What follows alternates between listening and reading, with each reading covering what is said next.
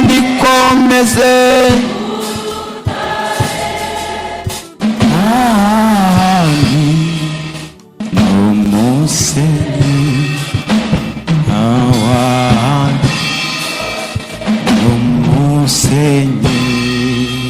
Haleluya, haleluya.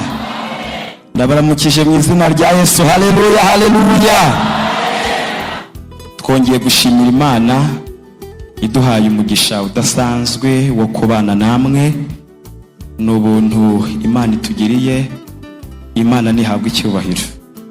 Kandi gushimiye n'ubuyobozi bw'itorero bwaduhaye ikaze bukatwemerera kubana namwe. Imana ibaho umugisha mu izina rya Yesu.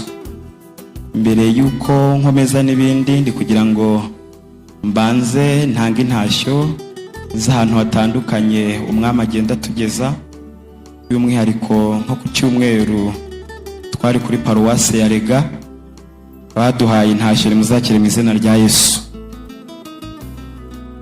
Amen. Amazina yanjye nitwa Imanirumva Dieudonné, mbarizwa ku cyicaro cy'ururembo rwacu rwa Rubavu muri paruwasi ya Gisenyi ku itorero rya Gisenyi.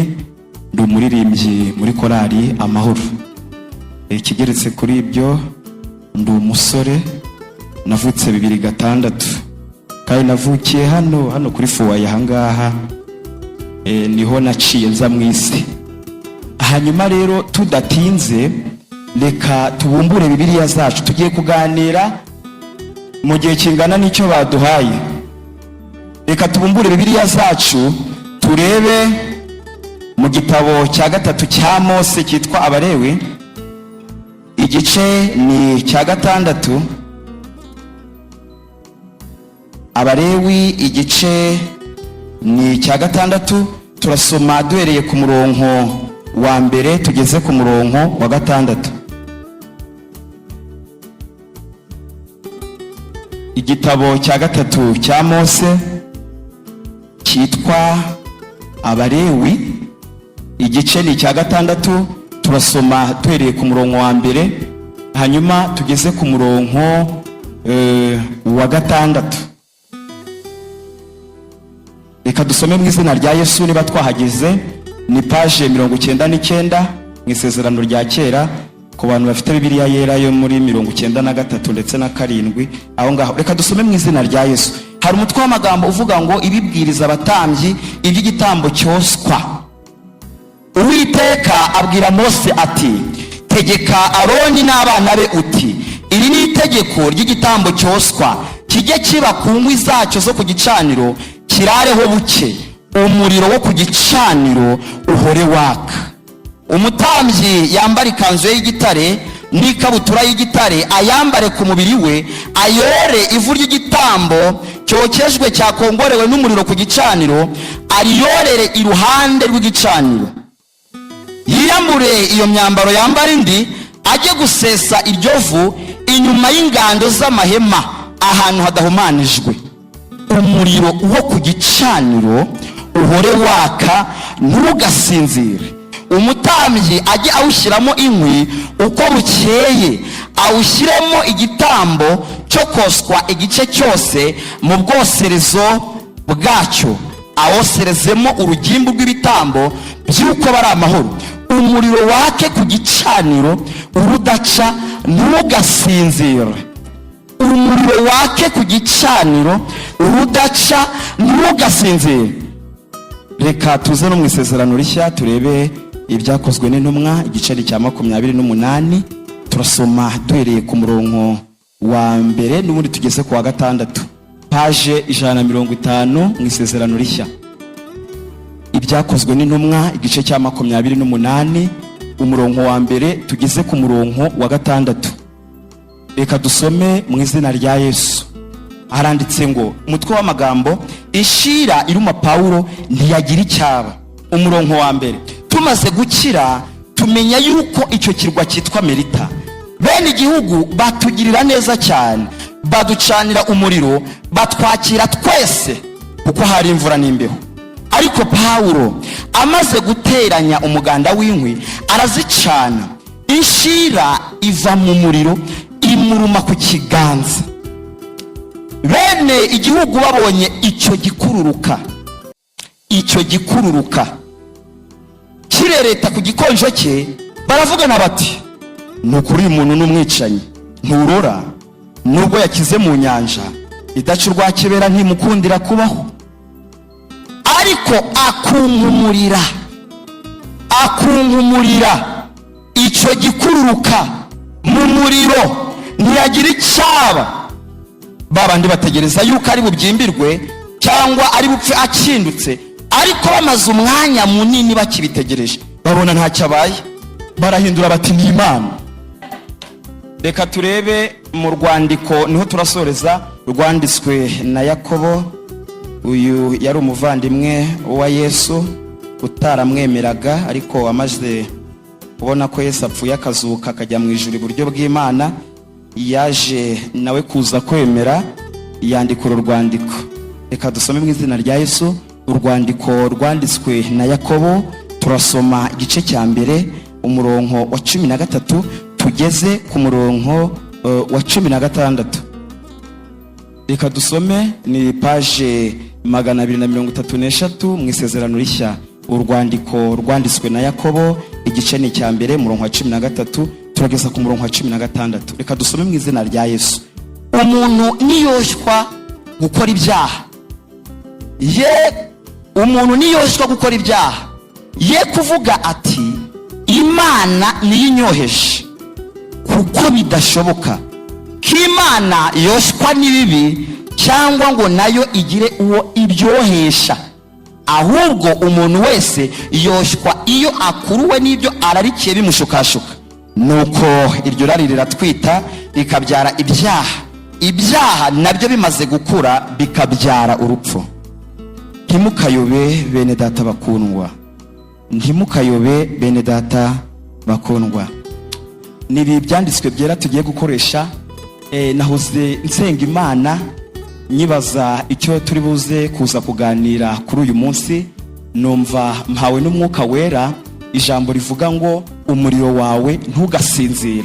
Iryo jambo tugiye kuganiraho, umuriro wawe ntukagire gute, ntugasinzire. Ntabwo ari umuriro wanyu cyangwa wacu, ahubwo ni personnel, ni umuntu ku giti cye. Umuriro wanjye ntugasinzire, umuriro wawe ntugasinzire. Dusomye amagambo y'Imana, ni inkuru z'uyu mugabo witwa Pawulo, dusomye hano mu Byakozwe n'Intumwa ku gice cya 28. Iyo tugerageje gusoma inyuma batubwira inkuru ndende, duhereye nko mu gice cya 22, ni imanza Pawulo yaciyemo, aburanira imbere y'uwitwa Feliki, avuye kwa Feliki ajya kwa Fesito, avuye kwa Fesito ajya kwa Agiripa. Bikomeje kunanirana, bafata umwanzuro wo kumujyana ku mwami w'abami witwaga Kayisari. Iyo rero dusomye mu gice cya 27, by'umwihariko dusomye ku murongo wa 37, Bibiliya itubwira ko bafashe imfungwa zigera kuri 276, na Pawulo yari abarimo. Barabafata babapakira mu bwato cyangwa mu nkuge, nicyo kinyarwanda Bibiliya ikoresha, babajyanye i Roma mu Butaliyani ku mwami w'abami witwaga Kayisari. Iyo ibintu byananiranaga, ahanyuma finali byaberaga i Roma, Kayisari akagucira urwo kubaho cyangwa urwo gupfa. Nagerageje gusoma aho ngaho mu gice cya 27, hari ikintu natekerejeho, numva Umwuka Wera hari ubundi buryo akinsobanuriye.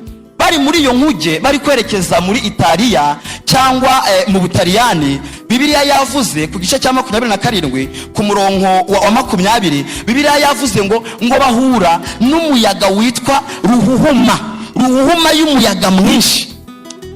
Nagerageje kujya mu zindi Bibiliya ngo ndebe uyu muyaga ari umuyaga bwoko ki, nsanga n'umuyaga bita hurricane. Hurricane ni umuyaga abanyarwanda twe tuwita agashyururu, wa muyaga uzenguruka. Turi kujyana, nakomeje gusoma nsanga hari umuyaga bahuye nawo ubaturutse imbere, bahura n'umuyaga ubaturutse inyuma, bahura n'uwundi w'agashyururu uzenguruka. Buriya no mu rugendo rwacu rwa Gikristo, akenshi hari imiyaga iza iduturitse imbere, akenshi nicyo Bibiliya ibyita ibishuko, ni ibiva kuri Satani bigamije gusubiza abagenzi inyuma. Yego, hakaza n'imiyaga rimwe na rimwe iduturutse inyuma, Bibiliya iyita ibigere. Rimwe urabona iyo ikintu kiguturutse inyuma kikagusugambiriye kutwica, ahubwo igambiriye kurushaho kuducuma no kudukomeza kugira turushe kuvamo abakristo bahamye. Yego, n'uyu muyaga bahuye nawo, nahoze ntekereza muri iyi minsi ahantu henshi bazana icyayi bakazana n'isukari ku ruhande, kuko batazi igero ry'umuntu, uburwayi bwarateye, amadiyabete, imivuduko. Hanyuma umuntu afata isukari agashyira mu gikombe, yamara gushyiramo agakoroga, akumva niba yakoze, yakumva itarakora agasuka mwindi, akongera agakoroga. Niko rimwe na rimwe natwe Imana ijya itugira. Imana niba hari impano runaka yagushyizemo, niba hari agakiza yagushyizemo, niba hari imbuto y'ubukristo yagushyizemo, ni ngombwa ngo Imana ibanze gukoroge. Iragukoroga kandi yakumva utarakora ikongera ikagukoroga. Nimujya mubona rero duhura n'imigeragezo, Imana ibiri gushaka ngo dukore, Imana ibiri gushaka ngo dufatike, Imana ibiri gushaka ngo tube abakristo bahamye, badatembaganwa n'imiyaga. Ubundi bajya bavuga ngo uzaba ukomeye aca mu bikomeye, kandi ntabwo umuntu yakomera none aje gukomereka. Iyi miyaga yose rero bahuye nayo iyo baturutse imbere, uyu munsi wa none igeranywa n'ibishuko biva kuri Satani bigambiriye gusubiza abakristo inyuma. Uwabaturutse inyuma n'ibigeragezo biva ku Mana bigambiriye kutwegeza imbere mu buryo bw'umwuka. N'uyu muyaga witwa ruhuhuma uzenguruka, nabyo n'ibigeragezo Imana iducishamo kugira ngo turushe kuba abakristo bahamye. Tugeze hano ku gice cya 28 byaje kurangira bakoze impanuka mu nyanja. Icyakora Imana yari yasuye Pawulo iramubwira ngo murakora impanuka, ariko nta numwe muri mwebwe uri buze kuza kugira icyaba. Twasomye ijambo ry'Imana mu gice cya 28 ku murongo wa mbere. Bibiliya yavuze ngo tumaze gukira ngo tumenya ko icyo kirwa cyitwa Merita. Merita ni ijambo rikomoka mu Kigiriki Meritus, bishatse kuvuga ngo ubuhungiro cyangwa camp, inkambi muri makeya. Hanyuma Bibiliya yavuze ngo aba kuri icyo kirwa ngo batwakira neza cyane, ngo kubera ko ngo hari imbeho n'umuyaga, kandi koko birumvikana abantu bari bamaze guhura na accident mu nyanja, bari bakonje, bari gutetera. Bibiliya rero yavuze ngo batwakira neza cyane, baducanira umuriro twese.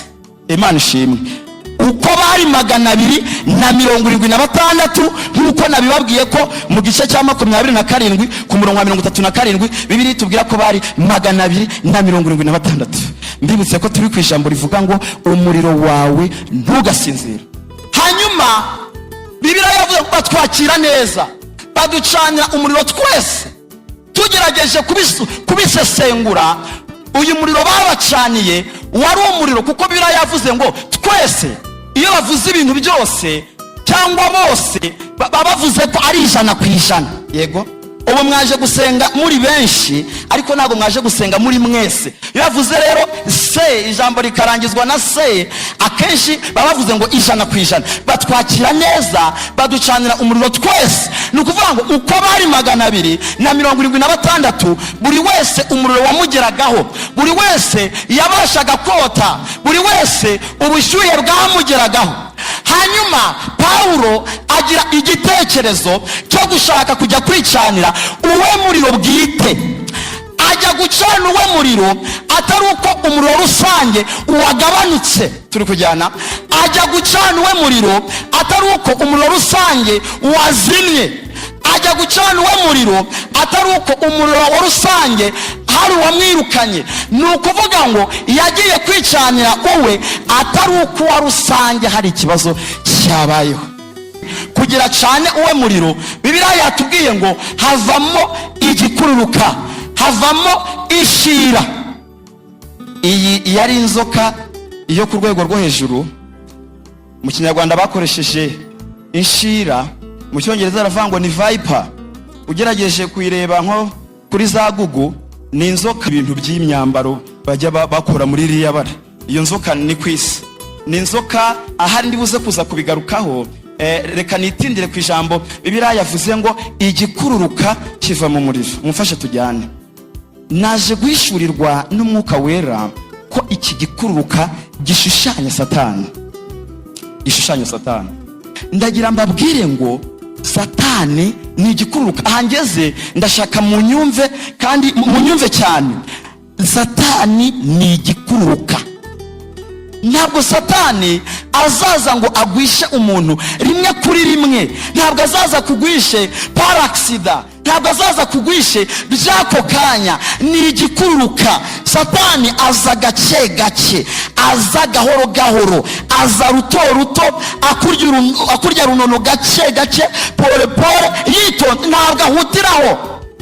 Nimuzabona umuntu waguye, nta muntu uko byako kanya, oya, abamaze igihe kirekire yaraguye, ahubwo habayeho ishyirwa ahagaragara, aroshinzwe. Satani aba yaramukururutseho uhereye kera kose, agenda mwemeza gake gake, ibi ntacyo bitwaye, barababeshye, murakabyaga, gake gake gake gake, bikazarangira akwigaruriye. Bibiliya ivuga ngo iki? Mu rwandiko rwa mbere rwa Yesu na Petero igice cya 5 ku murongo wa 8, Bibiliya iravuga ngo umurezi wanyu Satani azerera mu isi ameze nk'intare yivuga ashaka uwo yaconshomera. Akenshi iyo intare igiye gufata umuhigo ntabwo ihutiraho. Intare ireba umuhigo nka hariya, kuko zikunda kurya inyamaswa zirisha utwatsi nk'impara, imparage, isha, turiya tunyamaswa two mu ishyamba twikundira kwirira ubwatsi. Kandi turiya tunyamaswa bitewe nuko inyamaswa zose zirya inyama ziduhiga, tukaba tubizi, tugira amaso acanye cyane, tuzi kureba, kandi tugira n'amatwi yumva cyane, tugira n'amakenga adasanzwe. Intare nayo rero ni ikinyamaswa kinini. Bavuga ko intare yakuze ushobora gusanga rimwe na rimwe iri mu biro turuwasa kateresa gutyo. Intare, hari intare ziba zisumba inka. Intare rero ingana gutya, birumvikana naho itavuga, naho itatontoma, ikagenda mu byatsi, ntago byayobekana ko hari ikintu kiri muri ibyo byatsi, oya, kuko ni ikinyamaswa kinini. Intare rero ibonye nk'isha hariya, iragerageza, munyumve neza, nubwo ari nini, nubwo itakiyoberanya ngo ntibamenye ko ihari, bitakunda kuko ari nini, iragerageza ikaza gake gake gake gake, kabone nubwo kariya kanyamaswa karareba cyane, karumva cyane, kagira n'amakenga. Intare iriyeranja, ikaza gake gake, ikaza buhoro buhoro buhoro buhoro. Bavuga ko intare ariyo nyamaswa ya mbere igira ikintu cyo kwihangana. Intare ngo ishobora kumara amasaha 18 hari umuhigo yabonye hariya, ikiri komboka iwusanga, ikaba yahera saa 12 za mu gitondo, ikaba yageza saa 6 z'ijoro, hari umuhigo yabonye ikiri gusatira, itari yawegera ngo iwufate. Iraza rero yitonze gake gake gake gake, kariya kanyamaswa gashatse nko kubimenya, gashatse nko kubikema, ikongera igatuza, ikabunda, kuko nta kiba kiyirukansa. Hanyuma rero yabona imaze kukegera neza, ikahita igacakira, kakaba karariwe. Nuko na Satani ameze, azerera nk'intare yivuga ashaka uwo ashonshomera. Hari abantu bajya bigisha ngo Satani araziritse, barababeshya. Satani ntaziritse. Wenda iyo turi kwigisha eschatology, inyigisho zo kugaruka kwa Yesu, Satani azazirikwa igihe Yesu azabaje kwima ingoma y'imyaka 1000 ku isi, nk'uko tubisoma mu Byahishuwe ku gice cya 20. Uyu munsi Satani arabohowe, ni inzererezi. Imana yaramubajije ku bwa Yobu ngo uvuye he? Mvuye gutambagira isi no kwizereramo. Ntabwo Satani aziritse, oya, ntabwo aziritse. Uyu munsi arabohowe, kandi nta masengesho abaho yica abadayimoni, nta masengesho abaho yica Satani. Nubwo akenshi ariko twishuka turamwishe, oya, ntabwo iyo amasengesho aza kuza kuba yica Satani, iyo aza kuza kuba yica abadayimoni, Mose yasenze iminsi 40 bari kuba barapfuye, na Yesu yasenze 40, namwe buri wa gatanu murasenga, abakristo hirya no hino ku isi barasenga, abadayimoni bari kuba batakiriho, Satani yari kuba yarapfuye. Ntabwo ari amasengesho abica. Amasengesho ikintu adufasha, iyo dusoma ijambo ry'Imana Abaroma 16:20, Bibiliya iravuga ngo Imana nyiramahoro izamenagura Satani munsi y'ibirenge byanyu vuba bidatinze. Ikintu amasengesho adufasha ni ukugendera hejuru y'ubutware Yesu Satani bose, nicyo ngicyo adufasha. Haleluya. None Yesu akiva mu masengesho y'iminsi 40 n'amajoro 40, uwamusanze bwa mbere ninde? Si Satani. None se ntabwo umuntu yatsinda adafite icyo yarwanye nacyo. Bibiliya ivuga ngo iki? Ucyambaye umwambaro w'intambara ye kwirata nk'ukuyemo atabarutse. Kandi bakristo bavandimwe, mu gakiza ntabwo dusogongera urukundo rw'Imana gusa, dusogongera n'urwango rwa Satani. Ujye umenya ko Satani aguhiga ijoro n'amanywa, agukururukaho uko bukeye n'uko bwije. Niyo ntego ye, ashaka abazisasira. Nta mbabazi agufitiye, ntazo, ashaka abazisasira. Haleluya. Bibiliya iravuga ngo mwegera Imana izabegera, murwanya Satani azabahunga. Ariko Bibiliya ivuga ngo azapfa. Uyu munsi umenye ngo Satani ariho, kandi umwanzi we wa mbere ni wowe. Ntashaka kuzakubona ujya mu ijuru, ntashaka ukubona ukizwa, ntashaka ukubona usabana n'Imana. Pawulo rero icyo gikururuka Bibiliya yatubwiye ngo agikungutira mu muriro. Mureke mbabaze, yagikungutiye muri wa muriro rusange bari bacanye, cyangwa yagikungutiye mu muriro we bwite? Umuriro we bwite. Turi ku ijambo rivuga ngo umuriro wawe, umuriro wanjye ntugasinzire.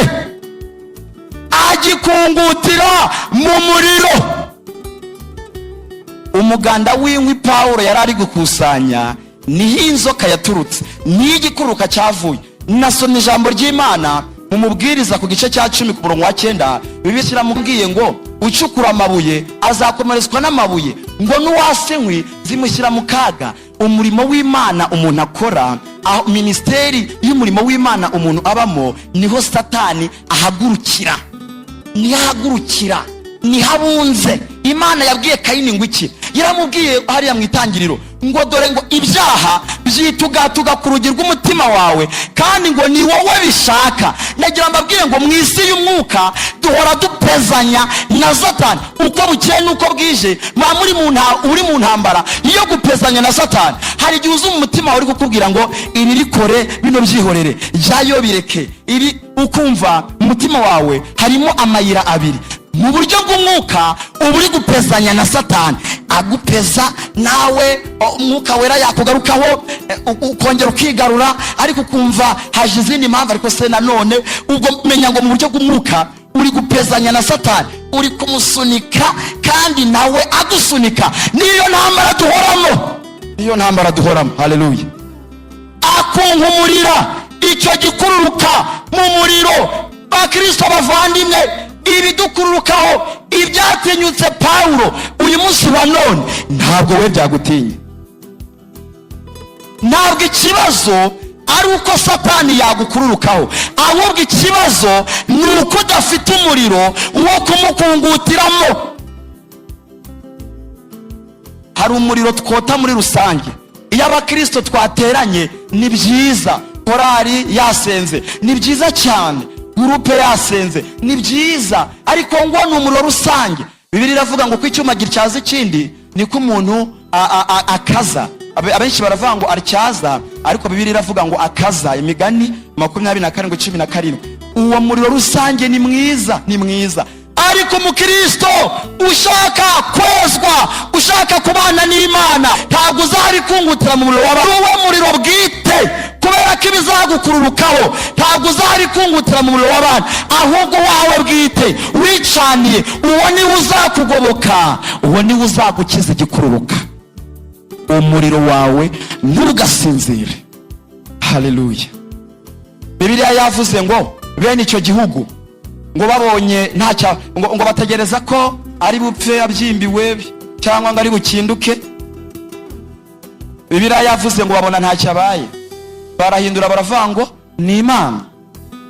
Imana yavuzwe hano nubwo abenshi tubyitiranya, reka ngasobanureho gatoya, ntabwo ari Imana yo mu ijuru, oya. Nimunabigenzura neza, iriya jambo Imana ryandikishijwe akanyuguti gatoya. Ubundi muri Bibiliya mu rwego rwo guhereza Imana icyubahiro, ahantu iyo bari kuvuga Imana yo mu ijuru batangiza inyuguti nkuru, kabone nubwo haba ari hagati mu nteruro. Abaheburayo bari kwandika Bibiliya, isezerano rya kera baryanditse mu Giheburayo, irishya baryandika mu Kigiriki, ariko by'umwihariko isezerano rya kera abantu baryanditse iyo bageraga ahantu hari Imana. Abayuda bari kuryandika, iyo bageraga ahantu hari Imana mu Giheburayo baravuga ngo ni Yawe, Yahawa, Yawe.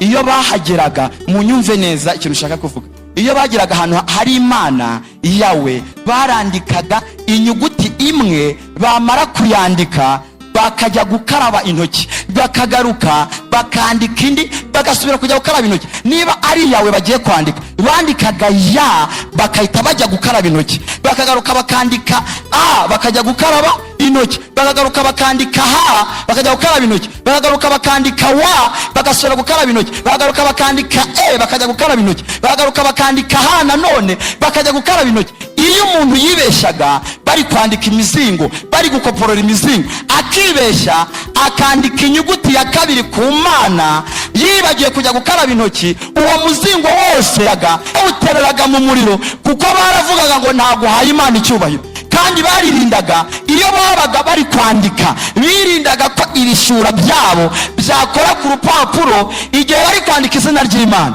Ariko iyo bageraga ku kigirwamana, bandikaga nta protokole bashizemo.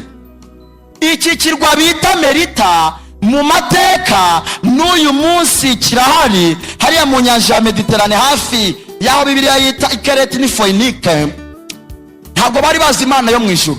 Imana yo mu ijuru ntayo bari bazi. Pawulo niwe wabazana inkuru y'agakiza. Bari bafite ibigirwamana basengaga, wasangaga buri kintu gifite ikigirwamana kigishinzwe. Ugasanga hari ikigirwamana gishinzwe urumbuke, gishinzwe gutanga ubukungu, wasanga buri kintu gifite ikigirwamana kigihagarariye, bakajya kugisenga. Niba ukeneye amafaranga bakajya ku kigirwamana gitanga amafaranga. Nta Mana bari bazi. Noneho rero babonye Pawulo, iyi nzoka Bibiliya y'Ikinyarwanda yavuze n'ishira, mu Cyongereza bavuga ngo ni viper, ibisa n'ingwe. Sinzi niba ari umuntu hano wayibonye. Iyo yakurumaga byabaga bihagije ko nyuma y'amasegonda 5 umubiri wawe wose uhinduka paralize. Nyuma y'amasegonda 5 iyo izoka yabaga ikurumye, ntabwo nivuga ngo ikintu cyose gisohoka mu mubiri kita gihagarara. Ari ugucira ntiwacira, ari icyuya, ibintu byose bisohoka mu mubiri bijya hanze bihita bihagarara. Turi kujyana. Noneho rero kuba bataratabaye Pawulo, Bibiliya yavuze ngo batwakira neza. Kuba barabonye imurumye, turi kujyana, ntihagire utekereza kujya mu bagombozi, nuko iyi nzoka itagombozwaga. Nta rwango bari bamufitiye, kuko Bibiliya yavuze ngo batwakira neza cyane. Ahubwo nuko iyi nzoka itagomubonye, ariko yari inzoka mbi yo ku kigero kidasanzwe. Hanyuma rero mwabonye ari ntacyo abaye, barahindura ngo ni Imana. Ikintu bari bazi ko gikaze, ikintu bari bazi ko gikomeye muri icyo gihe, ni ibyo bigirwamana basengaga. Babonye rero Pawulo ntacyo abaye, baravuga ngo uyu muntu nasanzwe, wasanga nawe ari iyindi Mana, wasanga ari ikindi kigirwamana, kuko bafataga ko ikintu gifite ububasha budasanzwe ari ikigirwamana. Ubwo rero kuvuga ngo barahindura bati ni Imana, si yo mu ijuru ibivuzwe, ahubwo baravuze ngo ntasanzwe, kandi batekereza ko ikidasanzwe ari ibigirwamana basengaga. Imana idufashe mu izina rya Yesu. Nagerageje gusoma Bibiliya nitonze. Ubundi ahantu hakonja ntabwo inzoka zihaba. N'uyu munsi wa none iki kirwa kirahari ku isi, muri Mediterane. Merita kirahari, ni ahantu hakonja. Ubundi ahantu hakonja ntabwo inzoka zikunze kuhaba cyane. Inzoka zikunda ahantu hashyushye. Byagenze gute rero? Pawulo ngo ari gukusanya wa muganda w'inkwi, yaracanye, ayicanira munsi, agashyuhe kayifashe ihita imuzamukira, iba imufashe ku gikonje. Mureke mbabwire, ubundi mwari muzi ko gusenga ubwabyo ari nko gucokoza Satani? Uriya hari ibintu by'ibidayimoni biba byariturije, biba byarafashe umwanya, biba bifite icyicaro, biba byarafashe icyicaro, byarigaruriye agace. Noneho iyo abantu basenze basa n'abakojeje n'abateye ibuye mu muzinga, inzuki zigasohoka, basa n'abakojeje agati mu ntozi, basa n'abarashe bombe. Niyo mpamvu rero Bibiliya ivuga ngo musenge ubudasiba. Ni ukubera ko iyo umuntu atangiye gusenga aba abyukije ibyari bisinziriye, nabyo bihagurukira kumurwanya.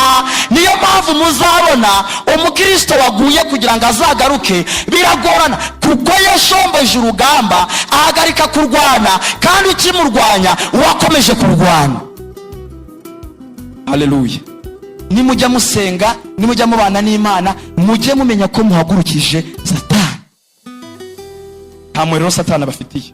Mwirirwa mumutwika ijoro n'amanywa, mwirirwa murimba mubwiriza abanyabyaha kwihana, mukamwambura abo yari yarafashe ngabe. Ubwo rero aba yiteguye iteka kurwana. Ndi kwegereza ku musozo. Twasomye amagambo y'Imana. Aha naho ndashaka ngo munyumve. Abalewi igice cya 6.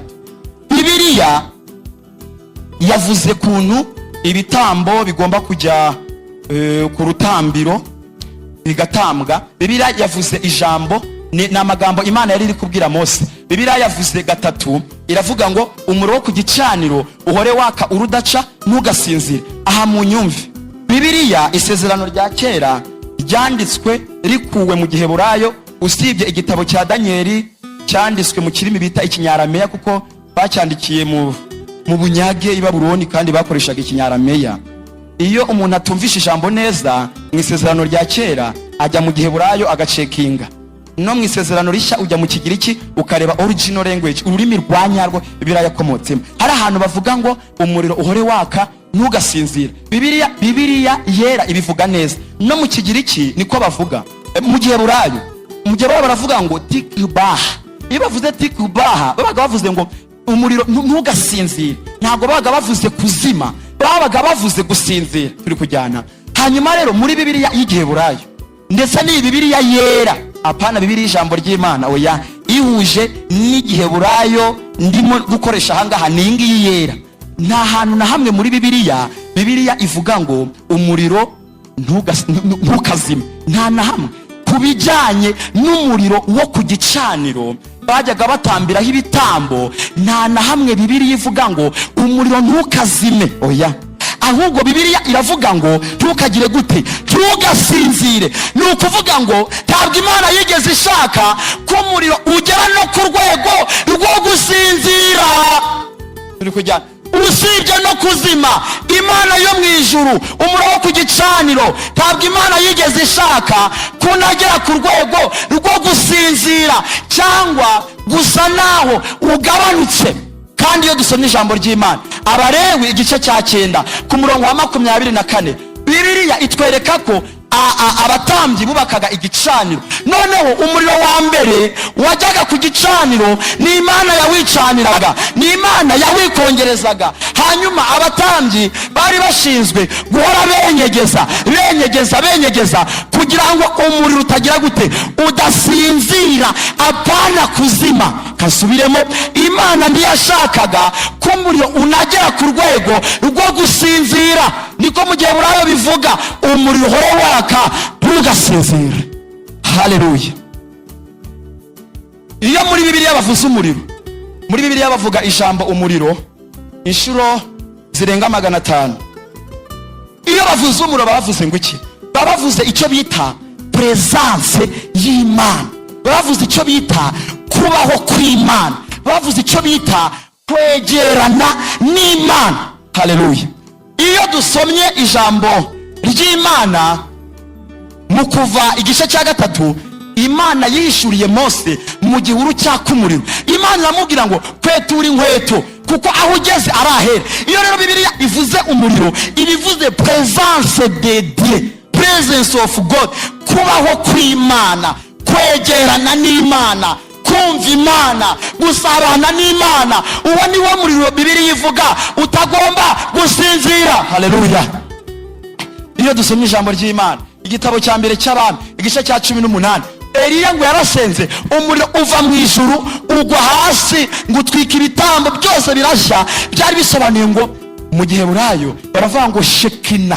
Shekina byaga bivuze ngo Imana iraje, icyubahiro cy'Imana kiraje, kubaho kw'Imana kuraje, kuboneka kw'Imana kuraje. Haleluya! Ng'abantu bose babibonye ndagira mbabwire ngo turamutse twatse kubaho kw'Imana, turamutse kugaragaye kuri twebwe, abantu bo ku ruhande bakibwiriza bagakurikira Imana yacu, ntabwo bari abantu bari bashungereye. Mwumvisha hari aho Eliya yababwiye ngo imwikubite hasi mubamye, ahubwo kubaho. Haleluya! Iyo kubaho kw'Imana kwageze ku muntu, iyo presence y'Imana, iyo umuriro w'Imana watse ku muntu, n'abantu bo ku ruhande n'abadakijijwe n'abapagani barabimenya bagahimbaza Imana, umuriro waka rogasenze. Kandi Abisirayeli dusomye ijambo ry'Imana ngo inkingi y'umuriro yabagendaga inyuma nijoro, byabaga bisobanuye ngo Imana irahari, presence y'Imana irahari. Nta bintu byabakurikiraga, nta bintu byabasuzuguraga. Ku nkingi ibari inyuma, inkingi ibari inyuma, presence y'Imana irahari. Haleluya, haleluya, haleluya. Njya ndeba ku byapa ahantu hari amashanyarazi bajya bandika ngo danger d'amour, uhegereye wapfa. Uzi impamvu? Nuko hari umuriro. Iyo umuriro uri ahantu igitinyiro kiraboneka. Ndabifuriza kongera kwaka itoro rya Pentekote, umuriro w'Imana wongere wake, umuriro w'Imana wongere wake. Uri ingano y'umuriro niyo igenda igihe inkono iri buhire. Hari ahantu nigeze mba mu cyaro habaga imbwa. Imbwa zikunda kota, hanyuma imbwa itangira yotera nk'aha ngaha, wenda umuriro uraha. Uko umuriro ugabanuka, imbwa igenda isatira yegera uwo muriro. Munyumve, uko ugabanuka irasatira, wagabanuka igasatira, noneho wakiyongera ikongera igasubira inyuma. Hari igihe rero kigera umuriro ukaza kuzima, ugasanga noneho imbwa si ukwegera, ahubwo ugasanga yaje yaryamye mu ziko, ukabona rwose yafashijwe, ukabona iri kwikaraga. Mwari mwabona imbwa iri kwigaragura mu ivu? Ubona rwose yaguwe neza. Mureke babwire bakristo bavandimwe, iyo umuriro w'Imana utuzimanye, imbwa ziraza, uko waka zirahunga, ariko ukuzima zigenda ziza. Wagabanuka uti nabibonye nanjye ndaje. Umuriro w'Imana uhore waka, tugasinzire. Hari abahungu barangaye umutambyi Aroni umuriro urabazimana, kandi bari bashinzwe guhora benyegeza. Umuriro ubazimanye ngo bajya kurahura uwo hanze, bawugejeje ku rutambiro, bawugejeje ku gicaniro. Bibiliya yaravuze ngo warabaturikanye bose barapfa. Umuriro ujya utuzimana, tukajya kuzana ibihimbano byo hanze, nyamara ibihimbano byo hanze tuzana, inzaduka tugenda tuzana, ushanuse tugenda tuzana. Ibyo nibyo bizatwica. Turi kwikurura urupfu uko twarangaye. Umuriro ukazima, uhore waka, tugasinzira. Umuriro ku gicaniro uhore waka, tugasinzira. Hari inkwi zigera kuri 7 natekereje zatse umuriro, ariko umwanya wagiye. Reka mvuge mweshatu. Urukwi rwa mbere nicyo bita kumva ijambo ry'Imana, gukunda ijambo ry'Imana. Ibyo byatse umuntu. Ariko Bibiliya ivuga ngo iki? Mu gitabo cyo Gutegeka kwa 2 igice cya 4 ku murongo wa 24 n'Abaheburayo 12:29, Bibiliya iravuga ngo kuko Imana yacu ari umuriro ukongora. Uwanditse Abaheburayo mu gice cya 1 ku murongo wa 7 yaravuze ngo abamarayika Imana yabahaye kuba imiyaga, ariko abagaragu bayo ibahindura ibirimi by'umuriro. Icyatumye Saduraka, Meshake na Abedenego umuriro utabatwika, nabo bari imiriro, umuriro watwika ubundi se byavamo. Ndabifuriza kwaka, ndumva nshaka kwaka. Haleluya! Umuriro w'Imana wake, tukongeze kano karere, iyi ntara tuyikongeze, iki gihugu cyake, bisakare no muri Afurika. Hasifa dofe destar. Hey, hafa domesi. Umuriro w'Imana wake, kuba mu ijambo ry'Imana, kumva ijambo ry'Imana, gusoma ijambo ry'Imana, umuriro waka. Haleluya! Yeremiya byamugendekeraga gute? Ngo yangaga kuvuga ngo ijambo ry'Imana, biri kavuga ngo umuriro ukazamuka mu magufa akagenda yiruka, iyo yari yanze kujya akahajya kuko umuriro w'ijambo wamwatsemo. Urukwi rwa kabiri rwatse umuriro nicyo bita gusenga udasiba.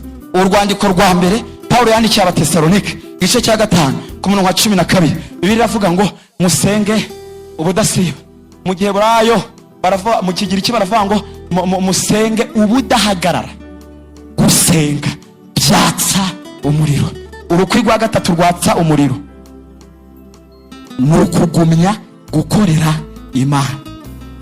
Mureke mbabwira, inyoni iramutse ihagaze ku ishami igahagarara ikagumbaho, byakorohera umuntu cyane kuba yayirasa umwambi kuko iri ku ishami, iri kujyana, yagumye ku ishami irahagaze.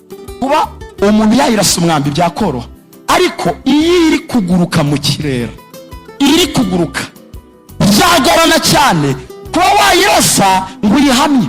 Kuguma mu murimo w'Imana bituma umurimo w'Imana ukwakaho, kandi n'imyambi y'umubi ntago yapfa kugufata.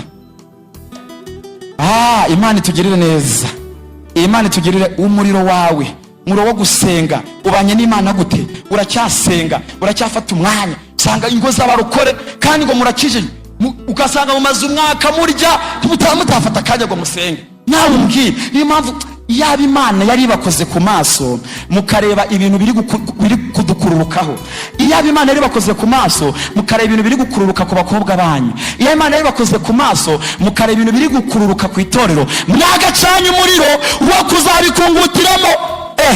Haleluya. Ndi gusoza inshira kuri Pawulo ngo yafashe ikiganza. Yafashe iki? Ikiganza. Ni ukuvuga ngo yafashe amaboko. Iyo tugiye mu buryo bw'umwuka, amaboko ashushanya imbaraga. Iyo bavuze ngo umuntu akurusha amaboko, ntabwo ari uko afite amaboko 5 akaba ufite 2, oya, ahubwo baba bavuze ngo akurusha imbaraga. Yesaya yarahanuye 59 ngo dore ukuboko kw'Imana ntikwaezengaranirwe gukiza. Baba bavuze imbaraga z'Imana. Amaboko ashushanya imbaraga. Turi kujyana, umuntu akurusha amaboko aruze ngo akurusha imbaraga. Inshira nta handi yafashe ku kaboko. Akaboko mu buryo bw'umwuka gashushanya ikintu kinini kidasanzwe. Ubundi impamvu mugira imbeba mu nzu nuko mufite ibyo zirya. Imbeba itabamwe ibiryo cyangwa itabamwe ibyo zirya ntago yaba muri iyo nzu, ntago byavamo. Satani rero igihe cyose avizira ahibanga ko Dieudonne agiye kugira 20 kabutarasambana, gute ari kuguma mu mwuka. Iryo banga niryarebaho. None gute wapfaka kabutarasambana? Nuvuga ngo Satani avizira iryo banga, ahizo mbaraga ziri aho ni harasa, niho hari targetiye. Hari amagambo 2 ari mu Efeso. Ijambo rya mbere yambara, ijambo rya mbere ravuga ngo mwiyambure, irya kabiri kavuga ngo mwambare. Iyo umuntu yambara akoresha iki? Amaboko. Iyo umuntu yambura akoresha iki? Bibiliya iravuga ngo, ariko se munyumve neza, ese ubundi iyo umuntu ari kwenyegeza umuriro yanyageresha amenyo, afata inkwi n'amenyo, akoresha iki?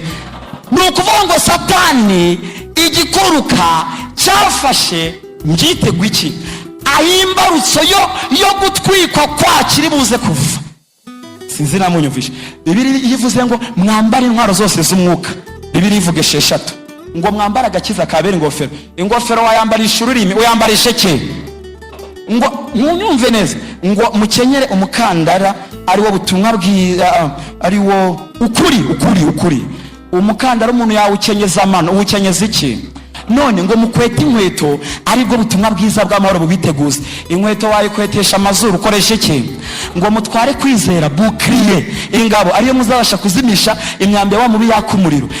Ingabo wayifatisha amatwi na niki? Na amaboko. Aho niho Satani aviziye. Tugiye gusenga mu izina rya Yesu. Tugiye gusenga mu izina. Mutware inkota y'umwuka ariyo jambo ry'Imana. Inkota wagenda uyifashe mu kanwa, uyifatisha iki? Aho imbaraga zawe ziri, aho ubukristo bwawe bushingiye, niho Satani avizera. Imana rero iguhe kwaka, mwongere mwabarokore, mwongere mwake. Haleluya.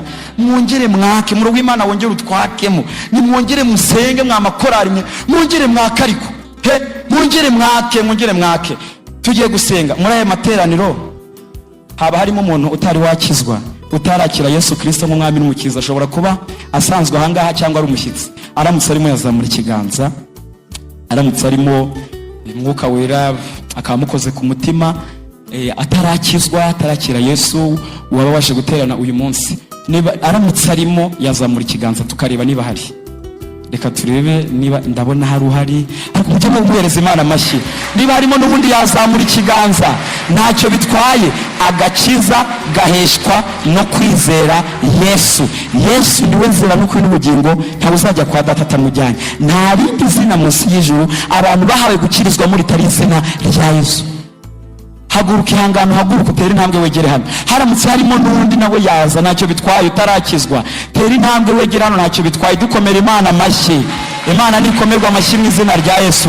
Niba harimo n'ubundi utarakizwa, waba waje gusenga uyu munsi, ndagira ngo utangarize ngo uyu niwo munsi wawe wo gukirizwamo. Imana iragushaka, Imana iragushaka, ishaka guha agakiza ngo utazaribuka. Haba harimo n'ubundi nawe ngo atere intambwe yegere hano. Ndabona ari uyu mwene data. Imana yashimye uyu munsi. Hanyuma ndabona Papa Thierry agiye kureba mukeka. Abashumba begere hino, sabe umushumba umuyobozi w'itorero niwe uri buze kudusengera. Ariko harimo n'ubundi utarakizwa. Nta muntu waje gusenga uyu munsi utari wakizwa. Ntacyo bitwaye, nta soni biteye, nta soni biteye. Uramutse urimo nawe watera intambwe, kandi niba udahari Imana ihabwa icyubahiro ko mwakijijwe. Reka mushumba dusengere. Mana Data twese uri mu ijuru, ububasha bwawe n'ubutware bwawe, bw'ijambo ryawe rifite imbaraga zikomeye. Ijambo ryawe ni inkota kandi icumita mu mitima y'abantu, kandi igacisha bugufi byishyize hejuru, igakiza wari ugiye kurimbuka. Nayo mpamvu umwana wawe apfukamye aka kanya atsinzwe n'ijambo ryawe.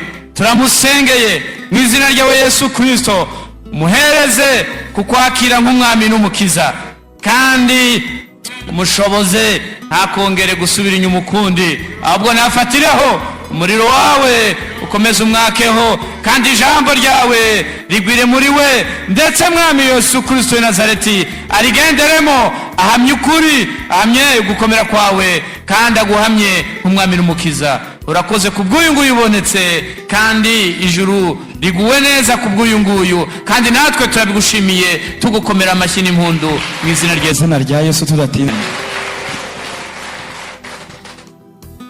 reka mu izina rya Yesu tudatinze abarwayi baje gusenga bahaguruke tubasengere mu izina rya Yesu. Abarwayi baje gusenga cyangwa ufite abantu wasize mu rugo barwaye, ibira dusenga ni isengesho ryo kwizera mu izina rya Yesu, kugira ngo fata ahantu urwaye dusenge mu izina rya Yesu. Umuriro w'Imana utwika ibintu, ufata ahantu urwaye mu kwizera tugiye gusenga. Kandi muri aya materaniro Imana irimo, Imana iri hano. Reka dusenge bafasha urwaye mu izina rya Mana nyiri ubutware, Mana nyiri ubushobozi, Mana ivuga bikaba, yategeka bigakomera, Imana idasaza ngo yake pansiyo, Imana itagira manda, Imana yahozeho, iriho kandi izahoraho. Ijambo ryawe rivuga ngo iki? Ngo kuko Imana ari umuriro ukongora. Ntago wahindutse Mana, uracyari ya Mana. Wimura imisozi itabimenye ukayubikana uburakari bwawe. Uri Imana iteye ubwoba mu rukiko rw'abera. Nta wagorora icyo wagoretse, nta n'uwagoreka icyo wagoroye. Urahambaye iyo uvuze yego, nta wavuga oya. Iyo uvuze oya nabwo nta wavuga yego. Uri Imana igira ikiyituma ikagisohoza. Nta kubaza ngo mbese Yesu we ntukeneye gutira cyangwa gutizwa amaboko. Uri Imana yihagije mu bumana bwayo. Yobu yaravuze ngo wimana amazi agakama, wayatanga akubika isi. Muri aya materaniro mu izina rya Yesu dusengeye abarwayi mu izina ryawe, mu butwari bwawe, mu bushobozi bwawe, mu kubaho kwawe turabasengeye. hari abafite uburwayi bw'imitwe bwanze gukira bwabaye akarande, hari uburwayi bw'amaso bumaze ku bantu bawe igihe kirekire, hari uburwayi bwo mu gatuza, hari uburwayi bwo mu mihogo, hari uburwayi bw'imigongo, hari uburwayi bwo mu nda, hari ibifu, hari za diyabete, hari imivuduko y'amaraso, hari amaguru, hari abarwaye mu kiziba cy'inda. Uwiteka Imana, hari abumva bazungera, hari abashize apeti mu buzima bwabo, hari abirirwa bameze neza bakaraba bameze nabi, hari abagiye kwa muganga biranga, hari abarwaye amagufa, hari abarwaye imitsi, hari abarwaye uburwayi bwo mu maraso. Mana ndasenze mu mbaraga z'umwuka wera mu izina rya Yesu, muri aya materaniro ku cyumweru cy'uyu munsi urambura ikiganza. Haleluya, haleluya, uri Imana ikomeye, uri Imana